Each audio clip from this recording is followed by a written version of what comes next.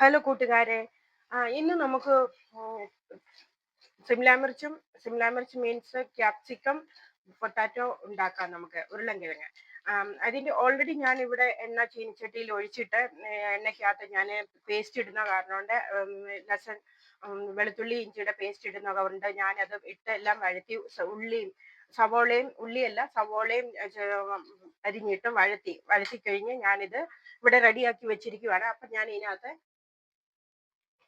ഞാൻ ഇതിനകത്ത് ഉപ്പിടുകയാണ്. ആവശ്യാനുസരണം ഉപ്പിടണം. അപ്പൊ ഞാൻ ഉപ്പിട്ട് കഴിഞ്ഞ് പിന്നെ മഞ്ഞപ്പൊടി ഇടുകയാണ്. മഞ്ഞപ്പൊടി ആവശ്യത്തിന് ഇടണം. ഉം, മഞ്ഞപ്പൊടി ഇട്ട് കഴിഞ്ഞ് മുളക് പൊടിയും കൂടെ ഇട്ടിട്ട് കാരണം എൻ്റെ ഇവിടെ റെഡി ആയിരിക്കുവാണ്. ഞാൻ സമയം എടുക്കുന്നതുകൊണ്ട് നീണ്ട വീഡിയോ ആവുന്നതുകൊണ്ട് അപ്പൊ ഞാനിത് ഇട്ട് കഴിഞ്ഞ് ഒരു ഉരുളൻകിഴങ്ങ് ഒരു 2 ക്യാപ്സിക്കമാണ് ഞാൻ എടുത്തിരിക്കുന്നത്.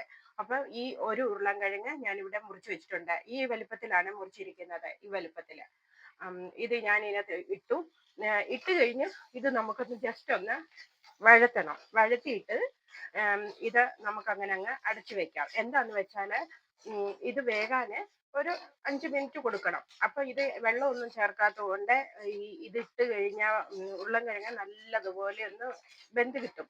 അതുകൊണ്ട് ഞാനിത് അടച്ച് വെക്കുകയാണ്. അപ്പം ബാക്കി ഞാൻ കാണിച്ചു തരാം. ഞാനിവിടെ പറഞ്ഞിരുന്നല്ലോ, ഒരു ഉരുളൻകിഴങ്ങ് അരിഞ്ഞത് കാണിച്ചു തന്നല്ലോ. ക്യാപ്സിക്കം ഞാൻ ഇതിങ്ങനെയാണ് മുറിച്ചിരിക്കുന്നത്. ഇത് 2 ഉണ്ട്. 2 എടുത്തിരുന്നത്. ഇതിങ്ങനെ മുറിച്ചത്. പിന്നെ ഒരു തക്കാളിക്ക ഇത് ചെറുതായിട്ട് ഇരിക്കുന്നു. പിന്നെ 4 പച്ചമുളകാണ്. ഇത് ഞാൻ നടുവേ കീറിയിരിക്കുവാണ്. ഇനി വേണ്ടത് ഇതാണ് കൊറിയൻഡർ ലീഫ്. നമുക്ക് ഇടയ്ക്കിടയ്ക്ക് നമ്മൾ ഈ അടുപ്പത്ത് വെച്ചിരിക്കുന്നത് ഒന്ന് ഇളക്കി കൊടുക്കണം. പകുതി വെന്താൽ മതി പൊട്ടാറ്റോ. അത് കഴിയുമ്പോൾ നമ്മൾ ക്യാപ്സിക്കം ഇതിനകത്ത് ചേർക്കുക. പകുതി വെന്തിരിക്കുന്നു. അപ്പൊ ഞാൻ ഈ ക്യാപ്സിക്കം ഇതിനകത്തിട്ട് കഴിഞ്ഞാൽ തക്കാളിക്ക നമ്മൾ ഉടനെ ഇടത്തില്ല. തക്കാളിക്ക ഇത് ഇനിയും ഉരുളൻകിഴങ്ങ് വേകുന്നതിന് ഒരു കുറച്ച് മുന്നേ ഒരു രണ്ട് പ്രാവശ്യം കൂടി ഇത് ഇളക്കി കൊടുത്തു കഴിഞ്ഞാൽ ഞാൻ തക്കാളിക്ക ഇടത്തുള്ളേ. അപ്പൊ 2 പ്രാവശ്യം കൂടി ഇളക്കി കൊടുക്കുന്നിടം വരെ അടച്ചു വെക്കുകയാണ്. ഇത് ധനിയ കൊറിയൻഡർ ലീഫ്. ഇതിന്റെ ഉണ്ടല്ലോ, ഞാൻ സ്റ്റിക്ക് എല്ലാം എടുത്ത് മാറ്റി വെച്ചിട്ടുണ്ട്, കളഞ്ഞിട്ടൊന്നുമില്ല. ഇത് നമുക്ക് ചില ഗ്രേവി സബ്ജിയിലൊക്കെ സ്റ്റിക്ക് അതിന്റെ ഇടാൻ നല്ലതാണ്. അപ്പൊ ഞാൻ ഇതിങ്ങനെ പിടിച്ചിട്ട് ഞാൻ ചെറുതായിട്ട് ഇങ്ങനെ അരിഞ്ഞെടുക്കുവാണ്. ഇതും ലാസ്റ്റിൽ ഇടത്തുള്ളൂ. അത് ഗ്യാസ് നിർത്തി വെച്ച് കഴിയുമ്പോഴാണ് നമ്മൾ ഇത് ചേർക്കുന്നത്. പച്ചമുളകും ഇപ്പം ഞാൻ ഇട്ടിട്ടില്ല. അതൊരു ഷോയ്ക്ക് വേണ്ടിയിട്ട് ഞാൻ ഇത്രയും കീറി വെച്ചിരിക്കുന്നത്. എരിവ് വേണ്ടുന്നവർക്ക് നേരത്തെ ഇട്ട് വയ്ക്കാം.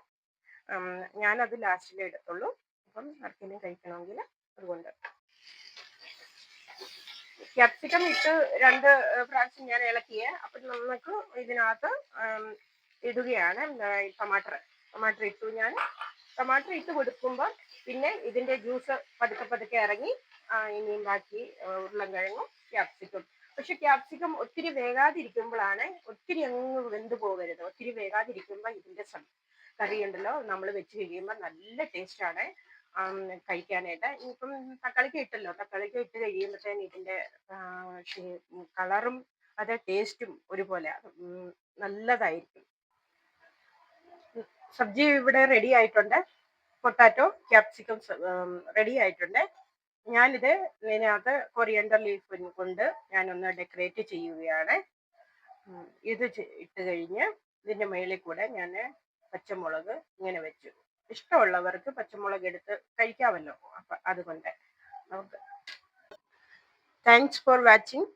Please like, share, subscribe.